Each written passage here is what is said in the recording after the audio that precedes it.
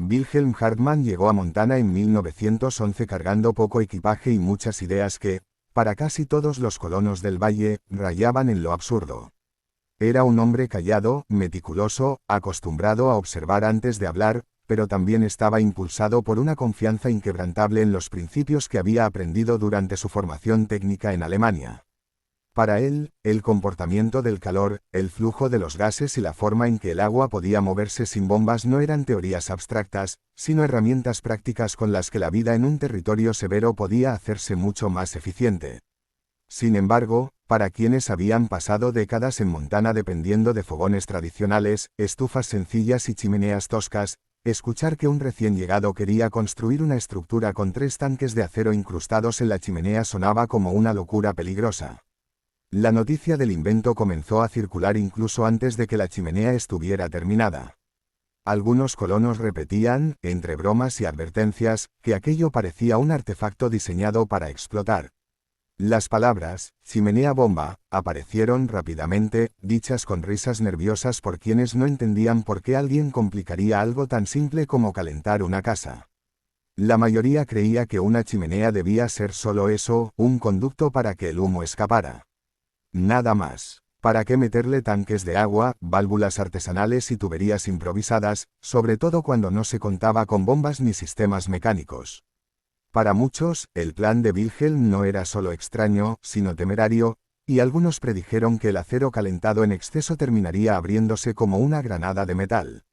A pesar de los comentarios, Wilhelm trabajaba con calma. Su visión era clara, convertir el calor desperdiciado en utilidad real.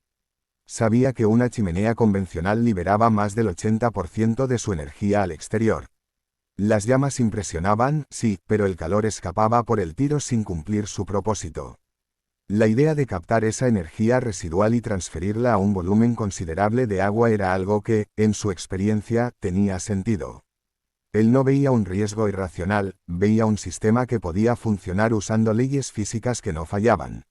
Mientras los demás veían una amenaza, él veía un recurso desaprovechado. Los tanques que diseñó eran sencillos, cilíndricos, soldados con cuidado y colocados de manera que el humo caliente pasara alrededor de ellos antes de salir por la chimenea. El fuego calentaba los tanques, y el agua dentro de ellos, al expandirse y aligerarse, subía naturalmente por tuberías hacia partes específicas de la casa. No había bombas, no había mecanismos frágiles ni partes móviles complicadas. Todo funcionaba mediante convección natural, un principio tan básico como potente. Mientras tanto, el agua fría descendía de vuelta hacia los tanques, completando un ciclo continuo. Este movimiento permitía no solo tener agua caliente disponible, sino también convertir la chimenea en una especie de radiador masivo que seguía irradiando calor durante horas aún después de apagado el fuego. Los colonos, al ver los preparativos, no podían evitar acercarse con una mezcla de curiosidad y temor. Algunos preguntaban directamente si no era peligroso mezclar fuego, acero y agua en un mismo sistema. Otros simplemente observaban, esperando encontrar fallas que confirmaran sus sospechas. Pero Wilhelm respondía con explicaciones simples y un tono paciente. Decía que mientras el sistema no quedara sellado herméticamente y existieran rutas abiertas para el vapor, no habría explosión posible. Muchos no entendían del todo, pero la seguridad con la que hablaba y la precisión con la que medía cada pieza comenzaban a generar dudas incluso entre los más escépticos. Cuando el sistema finalmente quedó instalado, la expectativa del valle era casi palpable. Algunos aseguraban que no pasaría una semana antes de que la chimenea reventara. Otros, que simplemente no funcionaría y se apagaría en cuanto el agua comenzara a moverse. Pero cuando llegó la primera prueba, la sorpresa fue inmediata. El fuego ardió como en cualquier estufa de la época, sin ruidos extraños ni signos de presión peligrosa. Lo inesperado vino después, mientras el calor subía por el conducto, los tanques comenzaron a calentarse de manera uniforme, y el agua empezó a circular por sí sola. Sin bombas, sin fragilidad, sin complicaciones. De pronto, la casa de Wilhelm contaba con agua caliente disponible en pleno invierno montañoso, algo que para la mayoría era un lujo impensable. Ese primer día también mostró otro de los beneficios que nadie anticipaba. La chimenea, al tener 3 tanques metálicos recibiendo calor, no liberaba toda la energía de inmediato, la retenía, la almacenaba y la distribuía lentamente. Aún horas después de que el fuego se extinguiera, la estructura seguía emanando un calor suave y constante. En comparación con las chimeneas de ladrillo o piedra, que se enfriaban con rapidez, la creación de Wilhelm ofrecía una estabilidad térmica que sorprendió a todos. No solo calentaba mejor, sino que mantenía el calor por más tiempo, reduciendo la necesidad de alimentar el fuego durante la noche. Cuando los vecinos se enteraron de que Wilhelm no solo tenía calor estable sino también agua caliente para cocinar, lavar y bañarse, muchos pensaron que estaban ante una exageración. Era difícil creer que una idea tan criticada, ridiculizada y considerada peligrosa funcionara con tal eficiencia. Pero los colonos que visitaron su hogar comprobaron por sí mismos que no se trataba de un truco. El sistema funcionaba sin ruidos, sin explosiones, sin fugas ni complicaciones. Para un lugar donde los inviernos eran brutales, donde un simple baño podía convertirse en tortura, la posibilidad de obtener agua caliente sin gastar leña extra era casi un milagro tecnológico. Conforme avanzó el invierno, la eficiencia del sistema se hizo aún más evidente. Wilhelm consumía menos leña que cualquier familia de la región. Su hogar estaba más caliente. Su chimenea no soltaba humo negro ni desperdiciaba energía. Y cada día que pasaba sin que la famosa chimenea bomba explotara, la burla inicial perdía fuerza. La incredulidad dio paso al asombro, y el asombro a una incómoda admiración. Incluso aquellos que más se habían reído empezaron a reconocer que tal vez el alemán había visto algo que ellos no podían ver, la posibilidad de aprovechar mejor lo que ya tenían. Y así, poco a poco, la reputación de Wilhelm comenzó a cambiar. Lo que al inicio era motivo de sospecha y burla se transformó en respeto.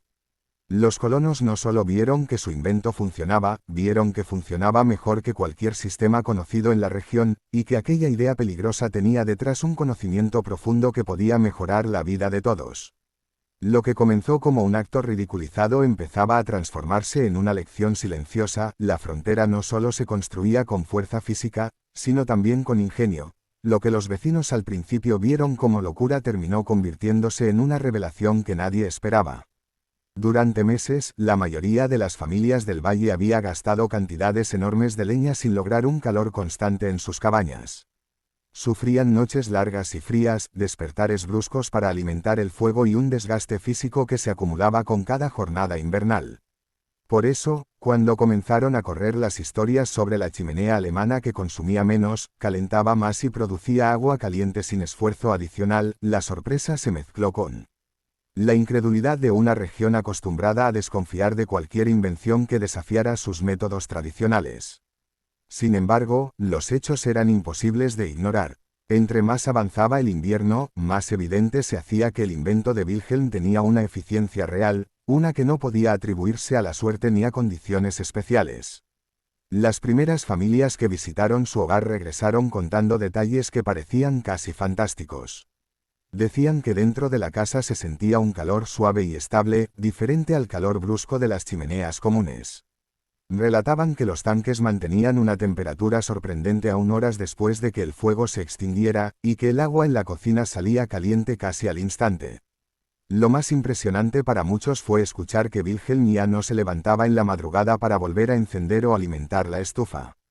Simplemente dejaba que el sistema hiciera su trabajo, gracias a la energía almacenada en los tanques y a la circulación natural del agua.